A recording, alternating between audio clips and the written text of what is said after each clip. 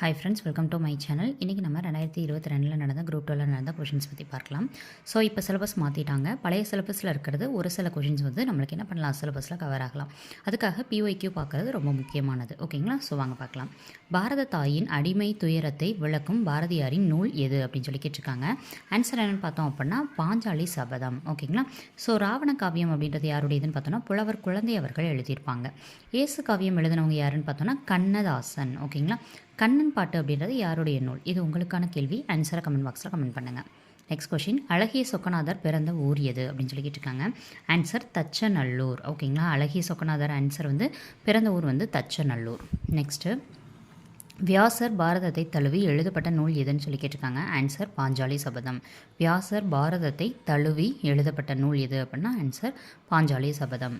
Next, காவடி சிந்தின் தந்தை என்று அழைக்கப்படுபவர் யார் அப்படின்னா அண்ணாமலையார் அவர்கள். ஓகேங்களா? ஸோ பாரதியார் பற்றி பார்க்கணும் அப்படின்னா பாரதியார் வந்து 1882 பிறந்து 1931 வரைக்கும் வந்து என்ன பண்ணியிருப்பாங்க, வாழ்ந்திருப்பாங்க. பாரதிதாசன் பொறுத்த வரைக்கும் 1891 பிறந்து 1964 வரைக்கும் நமக்கு என்ன பண்ணியிருப்பாங்க, வாழ்ந்திருப்பாங்க.